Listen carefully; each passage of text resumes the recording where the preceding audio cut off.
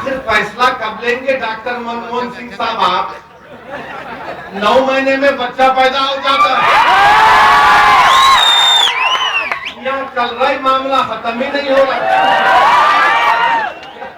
आप खामखा हमारे को इल्जाम लगाते।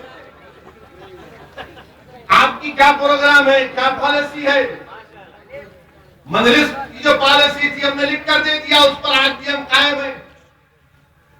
मैं वो कांग्रेस और तेलुगु देशम के लीडरों की तरह नहीं हूं कि आदिलाबाद के गेस्ट हाउस में एक बात बोलते, दिल्ली के एयरपोर्ट पे जाके बात बदल जाती। हैदराबाद के एयरपोर्ट पे एक बात, दिल्ली के एयरपोर्ट पे एक बात। ये मैच फिक्सिंग हम नहीं करते।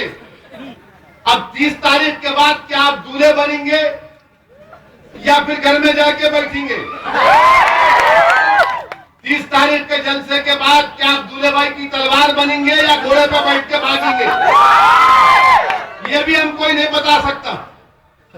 और हमारे रियासत में क्या हो रहा, लोगों ने कहा कि हुकूमत से कहना चाहिए कि ये शराब के दुकानों को बंद करो, ये जो दुकानें चल रही हैं शराब की, इसका बंद करो। तो चीफ मिनिस्टर नई पॉलिसी का ऐलान कर दिए, मैं परमिट रूम का इजाफा कर दूं। अरे क्या बात है भाई, हम बोल रहे शराब की दुकान पे एक दुकान पे छोटी दुकानें खोल दिए, पूरा उसको बंद करो, तो बोले परमिट रूम खोल दो। तो हुकूमत क्या बोल रही कि हमारे पास कुछ भी नहीं है, तुम पीओस हो जाओ। आपको मालूम कि आंध्र प्रदेश बिवरेजेस कॉर्पोरेशन का टर्नओवर कितना है? 18,000 करोड़ का टर्नओवर। सबसे ज्यादा शराब बिकती है आंध्र प्रदेश में, 9 करोड़ केसेस बिकते। आंध्र प्रदेश की को एक्साइज डिपार्टमेंट आंध्र प्रदेश के फाइनेंस को कितना टैक्सेस देते? 14,000 करोड़, 15,000 करोड़। अरे क्या है जी ये, कितना पिलाएंगे आप लोगों को? अच्छा, हैरत की बात तो यह है कि chief minister relief fund Aarogyasri को भी 500 करोड़ रुपए शराब से आ रहे। एक हुकूमत क्या बोल रही, तुम पियो, बीमार पड़े तो आरोग्यश्री लेके जाओ। ये कौन सी पॉलिसी है भाई? क्या कर रहे हैं आप? लोगों की जिंदगियां खराब हो रही हैं, औरतों पर जुल्म बढ़ रहा है, औरतों की अस्मत रेजी हो रही है, बच्चों पर जुल्म हो रहा, बच्चियों पर जुल्म हो रहा, घर तबाह हो रहे। Mahatma Gandhi rural employment guarantee act में जो पैसे मिल रहे गरीब को, उन्हें घर में लेके नहीं जा रहा, शराब की दुकानों को फायदा हो रहा। ये कौन सा है बताइए आप? इसीलिए मजलिस इत्तेहादुल मुस्लिमीन हुकूमत से मुतालबा करती है कि शराब के ऊपर पाबंदी आयद होनी चाहिए, ये परमिट रूम बंद होना चाहिए, ये दुकानें खोल रहे हैं, कितने हैं, बंद करो उनको। कोई इन खिलाफ कोई आसमान नहीं गिर जाएगा, कोई कयामत नहीं आ जाएगी अगर शराब पर पाबंदी आयद होगी। बहरहाल अजीज दोस्तों, बताने का मकसद ये है कि मजलिस को और मजबूत करो।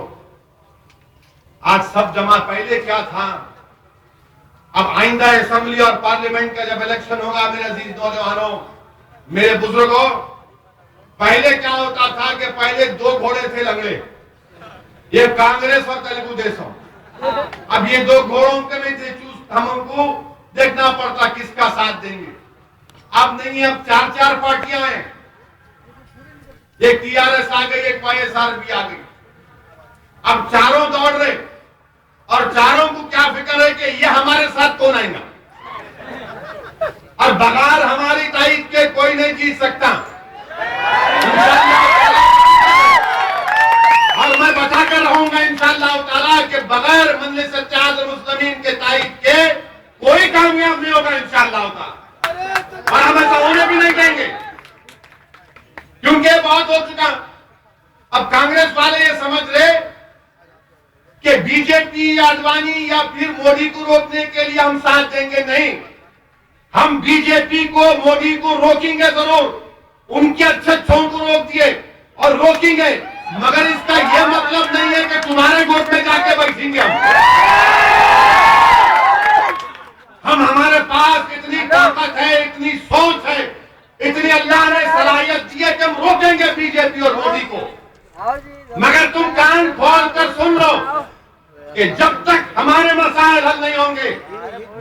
हमारी अराकीन के तादाद में इजाफा नहीं होगा, हम तुमको भी कामयाब होने नहीं देंगे इंशाअल्लाह।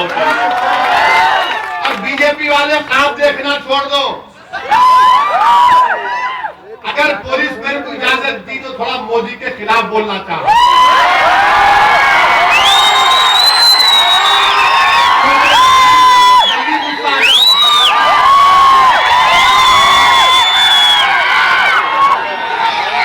पुलिस वाले नहीं, पूरे नहीं, बहुत अच्छे, आदिलाबाद से बहुत अच्छे।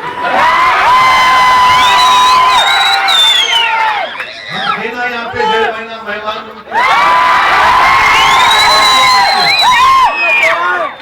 Very good. और अच्छा बोलो तो फैंटास्टिक। तो पुलिस वाले अगर इजाजत दिए तो जरा मोदी के खिलाफ बोले तो बुरा न को मानो। अगर आपको तकलीफ हो रही तो जरा कानून या डालो।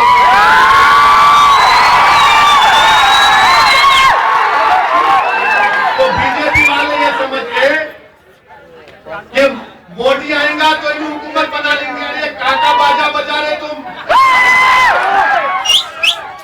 मोदी का बाजा। अच्छा हाइलत एक जोक हो गया। 15,000 जो गुजरात के लोग उत्तराखंड में थे, अखबारात में आया कि नरेंद्र मोदी गए ऐसा 15,000 उठा के गुजरात लेके गए। तो लोगों ने पूछा कैसे लेकर गए, तो बोला मैं 85 इनोवा गाड़ी लेकर गया। अब आप सोचिए कि एक इनोवा में 6 लोग बैठते ड्राइवर के साथ, 6 लोग बैठते। अब मुसलमान बोलते उन्हें 10 को ही बिठाना बच्चे, 6 को बिठाए, 6 को बिठा। अब 85 into 6 कर लो, आप कितने हो गए? इतने लोग कैसा गए भाई? अच्छा 2 प्लेन में क्या करते? 2 प्लेन में 15,000 लोग आते। आप पतंग पिलाए तो 1-2 पतंगों को बनते देखो, आप पैसा बन लिए थे। अरे किसको बेवकूफ बना रहे बीजेपी वाले? ये तो काम रजनीकांत भी नहीं कर सकता। 85 गाड़ियों में 15,000 लोगों को लेके गए, 2 प्लेन में 15,000 लोगों को बिठा के लेके चले गए। ये कैसा करे भाई? आप कहां से करें आप? और फिर ये बाजा तुम जितना बजाओगे मोदी का, अच्छा बजाओ। जब पोलिंग का दिन आएगा हम अपना बाजा बजाएंगे, हम बताएंगे कि मुल्क किस राह पर जाना चाहिए। जो लोग आज मोदी की तारीफ में बातें कर रहे हैं, हिंदुस्तान को तय करना पड़ेगा कि मुल्क सेकुलरिज्म के रास्ते पर जाएगा या ये मुल्क हिंदुत्व के रास्ते पर जाएगा। क्योंकि जो लोग आज मोदी की तारीफ कर रहे हैं, मैं उनसे पूछना चाह रहा हूं, गुजरात रियासत में 2 कानून ऐसे बनाए गए। एक कानून ये है, कानून तो बनाया मगर गवर्नर ने साइन नहीं की। कानून ये बनाया कि अगर कोई अपना दीन बदलता है, मिसाल के तौर पर अगर कोई इस्लाम कबूल किया, कोई ईसाइयत को कबूल किया, तो उसको हुकूमत से परमिशन लेना पड़ेगा। ये क्या हमारे फंडामेंटल राइट के खिलाफ नहीं? अगर मैं आदिलाबाद के किसी कोने में अपना घर बेचना चाहूंगा, हुकूमत बोलती नहीं तुम नहीं बेच सकते, तुम हमको बताना तुम किसको बेच रहे। ये कानून गुजरात में बनाया गया।